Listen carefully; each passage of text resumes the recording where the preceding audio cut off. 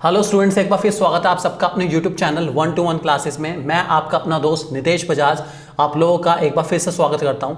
आज की वीडियो हमारी बहुत ही जानदार, शानदार, धमाकेदार और स्पोर्ट्स से भरी होने वाली है, क्योंकि आज की वीडियो में हम लोग आप लोगों के लिए एक्सपर्ट लेकर आए हैं फिजिकल एजुकेशन का, जो कि आपको बताएंगे कि फिजिकल के पेपर में जो आपका प्रैक्टिकल होने वाला है उसमें कैसे कैसे तैयारी करनी है, क्या क्या क्वेश्चन एग्जामिनर आपसे पूछ सकते हैं, आपके एक्सटर्नल एग्जामिनर आपसे क्या क्या सवाल पूछेंगे, सब कुछ वो आपको बताने वाले हैं दोस्तों।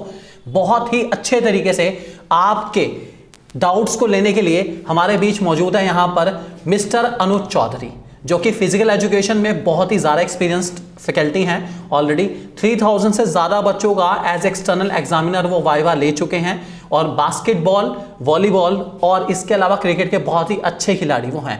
तो मैं स्वागत करना चाहूँगा मिस्टर अनुज चौधरी जी का। Sir hello students, good evening to all.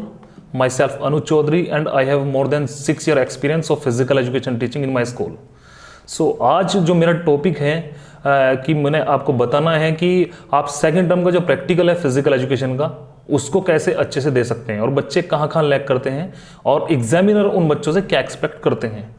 तो उससे पहले मैं आपको बताना चाहूँगा कि स्टूडेंट्स, आप फिजिकल एजुकेशन जो लेते हैं, कुछ बच्चे सोचते हैं कि ये जो आपका सब्जेक्ट है ये एडिशनल सब्जेक्ट होने के साथ साथ आपका स्कोरिंग सब्जेक्ट भी रहता है।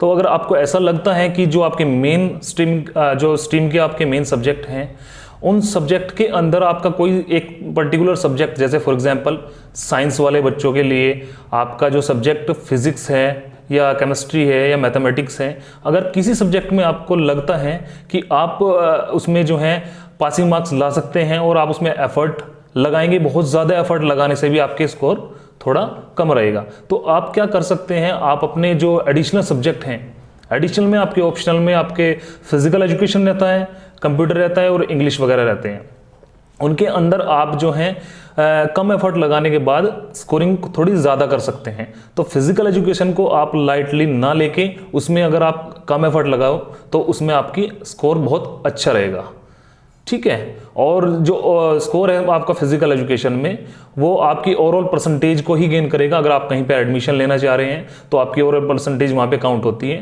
तो मेरा आपसे सजेशन पर्सनल यही है कि आप फिजिकल एजुकेशन में एफर्ट लगाएं, जिससे आपकी ओवरऑल परसेंटेज इनहेंस हो सके, ठीक है। तो मेरा जो आज का टॉपिक है वो सेकंड टर्म का जो प्रैक्टिकल है, अपकमिंग जो प्रैक्टिकल है फिजिकल एजुकेशन का, वो सेकंड टर्म का प्रैक्टिकल है, जिसके अंदर जो मार्क्स डिस्ट्रीब्यूशन है वो टोटल नंबर जो प्रैक्टिकल के रहते हैं वो 15 है। सबसे पहले जो आपकी प्रोजेक्ट फाइल है वो 5 मार्क्स की होती है, जिसके अंदर आपके योगा रहता है और आपके जनरल मोटर फिटनेस टेस्ट रहता है। यानी आपके फाइल के अंदर आपको योगा का कोई पर्टिकुलर आसन, कोई पर्टिकुलर फिजिकल, जैसे आपने कोई पर्टिकुलर प्राणायाम ले रखा है, या आपका कोई भी जो मोटर फिटनेस टेस्ट है, आपको पता है कि जो आपका मोटर फिटनेस टेस्ट है वो आफर टेस्ट है, जिसके अंदर कुछ टेस्ट आइटम्स रहते हैं, उनको आपको अच्छे से उनका एडमिनिस्ट्रेशन, उनका प्रोसीजर, जो टेस्ट आइटम्स हैं टेस्ट के, टेस्ट बैटरीज है टेस्ट की, उनका आपको प्रोसीजर अच्छे से जो है वो अब बनाना है अपनी फाइल में।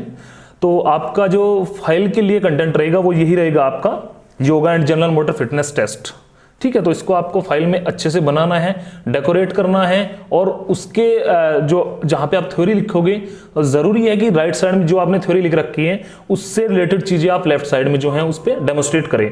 आप मैनुअली भी डेमोस्ट्रेट कर सकते हैं आप, और लेकिन आप अगर कोई अच्छा सा प्रिंट आउट कहीं से निकालें, इंटरनेट के बहुत सारे रिसोर्सेज हैं, तो वो भी आप उसमें पेस्ट कर सकते हैं।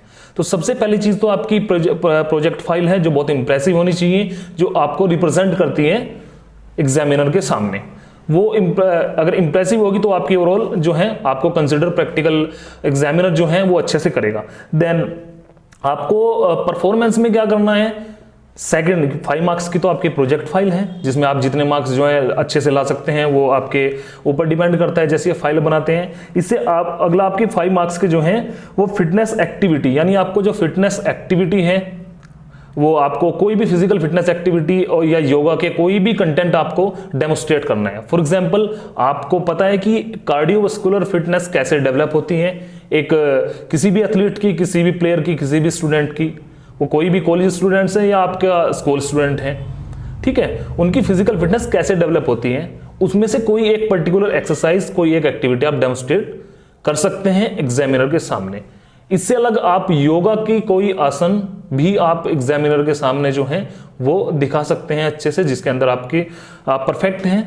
डेमोस्ट्रेशन जो है बिल्कुल अच्छा होना चाहिए जिसके अंदर आप बिल्कुल परफेक्ट हैं, ठीक है। और लास्ट में जो मेन पार्ट है प्रैक्टिकल का, मेन पार्ट वाइवा रहता है।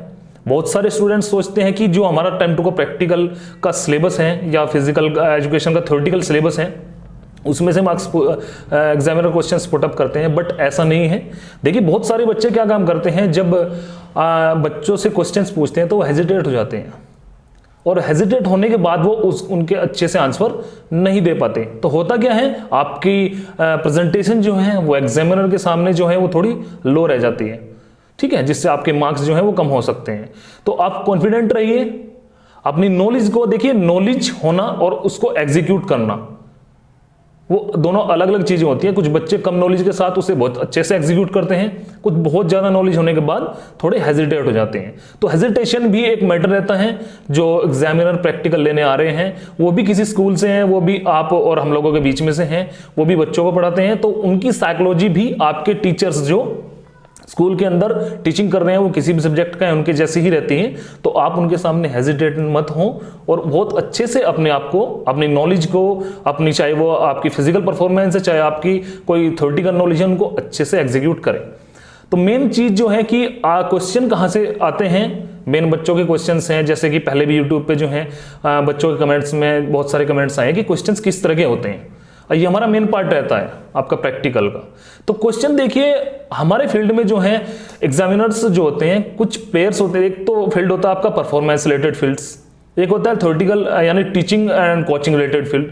तो बहुत सारे जो स्कूल्स हैं उनमें जो कोचिंग जो टीचर्स हैं, फिजिकल एजुकेशन टीचर्स हैं, या तो वो किसी पर्टिकुलर गेम के प्लेयर रहे हैं, पर्टिकुलर गेम को किसी को खेलते हो कोई नेशनल लेवल पे, इंटरनेशनल लेवल पे या स्टेट लेवल पे, ठीक है। लेकिन बहुत सारे टीचर्स ऐसे हैं जो थ्योरेटिकली बहुत स्ट्रांग होते हैं और उनको एक बहुत अच्छी नॉलेज अपने सब्जेक्ट की होती है।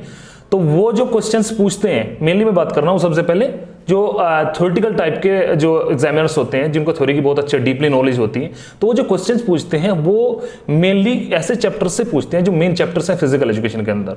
जैसे अगर हम टर्म 2 की बात करें तो टर्म 2 के अंदर एक आपका मोस्ट इंपॉर्टेंट चैप्टर है जिसका नाम है एक्सरसाइज फिजियोलॉजी, यानी physiology and exercise physiology and injuries in sports, जिसके अंदर से बहुत सारे क्वेश्चंस ऐसे आ सकते हैं कि वो एक एग्जामिनर को क्वेश्चंस करने के तरीके से, क्वेश्चन का स्टैंडर्ड उसको रिप्रेजेंट करता है कैसा है।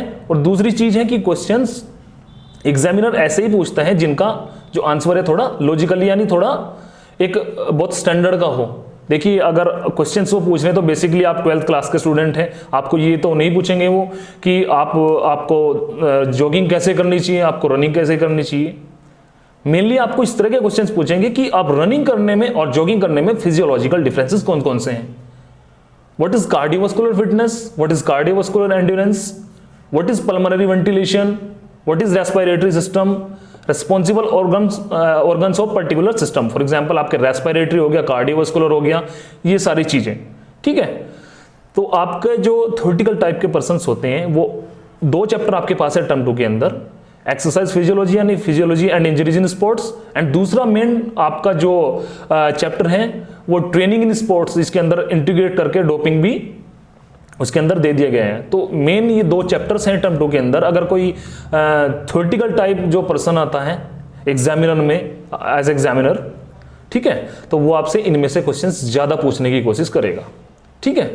दूसरी आपकी चीज है कि कोई प्लेयर आ रहा है, कोई क्रिकेट का प्लेयर आ रहा है, कोई हैंडबॉल का प्लेयर आया है, कोई बास्केटबॉल का प्लेयर आया है, तो वो आपसे आपके पर्टिकुलर गेम जो आपके सिलेबस के अंदर है उसकी मेजरमेंट क्या होती है, कोर्ट की गेम की मेनली पूछ सकता है कि what is ground, what is court, what is arena, ये बहुत सारी चीजें होती हैं। ग्राउंड की मेजरमेंट क्या है, कोर्ट की मेजरमेंट क्या है, ठीक है, एथलेटिक्स में क्या क्या चीजें होती हैं। तो एक जो प्लेयर टाइप पर्सन है वो आपको इस तरह की क्वेश्चंस आपसे पूछने की कोशिश करेगा, ठीक है। तो आप जो अगर मेरा पर्सनल सजेशन आपसे ये है कि पर्टिकुलर आपका जो गेम सिलेबस के अंदर है, जो गेम आपने सेलेक्ट किया है, उस गेम की आपको डीपली नॉलेज होनी चाहिए, ठीक है।